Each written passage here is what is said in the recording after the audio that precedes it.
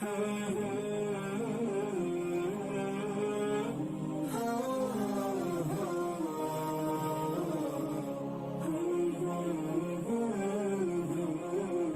अहमद बिन humble में ये वाक़या लिखा है, तफसीर इब्ने कसीर में है, सुनन अबू दाऊद में हदीस मुबारका लिखी है। एक यहूदी था और आका अलैहिस्सलाम का बहुत दुश्मन था। उसका बेटा था और बड़ा प्यार करता था अपने बेटे से। कहा बेटा बाजार जाओ, कुछ चीजें खरीद के ले आओ। वो यहूदी लड़का बाजार गया, अचानक उसकी निगाह आका अलैहिस्सलाम के चेहरे अनवर पर पड़ी। बस जैसे ही निगाह पड़ी वो तकता ही रह गया, उस हुस्न में गुम हो गया, उसी रास्ते में बैठ गया। उसे याद ही नहीं रहा कि मैं कोई चीज खरीदने के लिए आया था। शाम हो गई, उधर ही बैठा रहा उन्हीं ख्यालों में। अब देखिए आका अलैहिस्सलाम का चेहरा कितना हसीन होगा, कितना जमील होगा, कितना पुरनूर होगा। यहूदी लड़का उस मोहब्बत के सैर में गिरफ्तार हो गया। शाम हुई, जब घर गया तो बाप ने पूछा कि मैंने तुम्हें जो चीज खरीदने के लिए भेजी थी, खरीद लाए हो? उसने कहा बाबा मैं तो खुद को बेच आया, मुझे कोई याद नहीं मुझे आपने कहाँ भेजा था। फिर वो लड़का चुपके आका अलैहिस्सलाम की खिदमत करना शुरू हो गया। क्योंकि एक ही बेटा था, यहूदी ने मना ना किया। अब वो हर रोज हजूर को देखने के बहाने हजूर की खिदमत किया करता। कभी वजू के लिए पानी दे देता, कभी आका अलैहिस्सलाम के जोड़े उठा देता था। वो देखने के बहाने जाया करता था यहूदी, लेकिन मोहब्बत को देख कर होती है, बताइए। फिर कुछ दिन गुजरे, वो बीमार हो गया।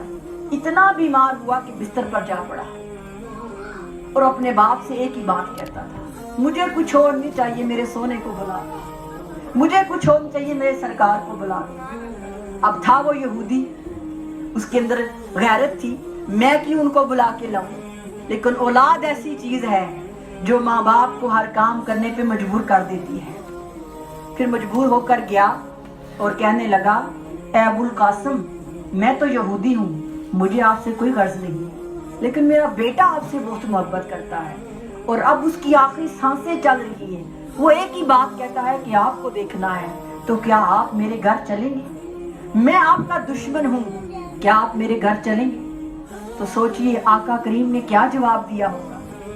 क्या हुजूर ने कहा होगा नहीं मैं नहीं जाऊंगा, बल्कि फरमाया अबू बकर उमर उस्मान वाली उठो, अभी उठो, हमने उसके घर में जाना है। सहाबा किराम को साथ लिया, उस घर में तशरीफ ले गई जहां वो लड़का था। उसकी आंखें बंद थी और बिल्कुल डेथ का सीन चल रहा था। जैसे ही आका करीम गए, आपने अपना दस्ते शफकत उसकी पेशानी पर रखा, उसने आंखें खोल दी। जो ही उसने आका अलैहिस्सलाम को देखा, लगा जिंदगी लौट आई है। उसकी आंखों से आंसू जारी हो गए, क्योंकि वो बोल नहीं सकता था, लेकिन चेहरा मुस्तफा को तकता रहता था, तक रहा था। आका अलैहिस्सलाम ने उसे फरमाया कि मेरा कलमा पढ़ लो, मुझ पर ईमान ले आओ। अब जब आका अलैहिस्सलाम ने फरमाया मेरा कलमा पढ़ो, कभी अपने बाप के चेहरे को देखता और कभी हुजूर के चेहरे को देखता। क्या करूं, कश्मकश का शिकार था। तो वो जो उसका बाप था, उसको मालूम था इसकी आखिरी सांसें चल रही है। कहने लगा बेटा मुझे क्या तकता है, जो अबुल कासिम कहते हैं कर लो, इनका कलमा पढ़कर इनके हो जाओ। उसने जो ही कलमा पढ़ा, उसकी सांसें अटकना शुरू होगी, हजूर को देखना शुरू हो गया।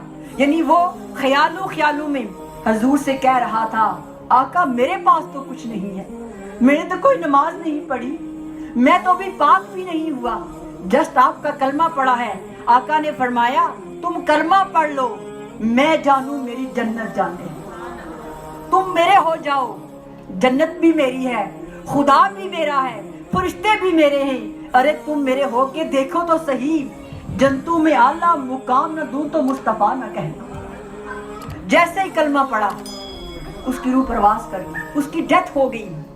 तो उसके बाप ने कहा, ए अबुल कासिम अब चूंकि ये आपका हो गया है, इसने आपका कलमा पढ़ लिया है, अब ये मेरा नहीं रहा, इसलिए आपने कफन दफन भी आपने करना है। जब ये मेरे मजहब पे नहीं रहा तो फिर मेरा ना हुआ।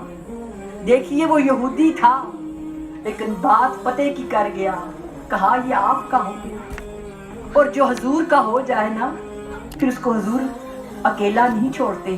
آقا علیہ السلام نے صحابہ کرام سے فرمایا اس کا کفن دفن کرو اس شان کے ساتھ کہ لوگوں کو پتا چلے کہ کسی عاشق کا جنازہ ہے. صحابہ کرام کہتے ہیں کہ ہم نے دیکھا کہ آقا جنازے میں چل رہے تھے تو پنجوں کے بل اپنی ایڑیاں زمین پر نہیں لگا رہے تھے. جب چل رہے تھے جنازے میں تو پنجوں کے بل چل رہے تھے. صحابہ بڑے حیران ہوئے کہ ایسا کیا مسئلہ ہے. پھر جب آقا علیہ السلام اس کا کفن دفن ہو کے آیا, جنازہ پڑا گیا, جب قبر میں اتارنے لگے اس کے نصیب جاگ پڑے. آقا خود قبر میں اترے, اس یہودی لڑکے کی قبر میں خود اترے, خود پکڑ کے اسے دفنایا. آگی اسے آقا خود اپنے ہاتھوں سے قبر میں اتار رہے تھے.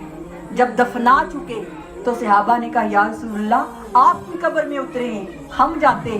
حضور نے فرمایا ارے وہ میرا عاشق تھا, وہ مجھ سے محبت کرتا تھا, میری محبت میری نسبت میرا تعلق یہ گوارا نہیں کرتا تھا کہ آخری موقع میں اسے تنہا چھوڑ. پھر صحابہ نے پوچھا یا رسول اللہ آپ پنجوں کے بل کیوں چل رہے تھے؟ تو آپ نے فرمایا چونکہ وہ میرا عاشق تھا, وہ میرا ہو گیا تھا. اس عاشق کی زیارت کرنے کے لیے اتنے فرشتے زمین پر اتر آئے تھے کہ چلنے کی جگہ نہیں تھی. میں پنجوں کے بل اس لیے چل رہا تھا کسی فرشتے کے اوپر میرا پاؤں نہ آ جائے. جو محبت مصطفیٰ میں وفادار ہوتے ہیں پھر یار بھی ان کو اکیلا نہیں چھوڑتے. ارے ہم بھی تو ان کا کلمہ پڑھتے ہیں نا. ہمارے عمل کمزور سہی, یہ باتیں کمزور سہی, لیکن محبت تو کامل ہونی چاہیے.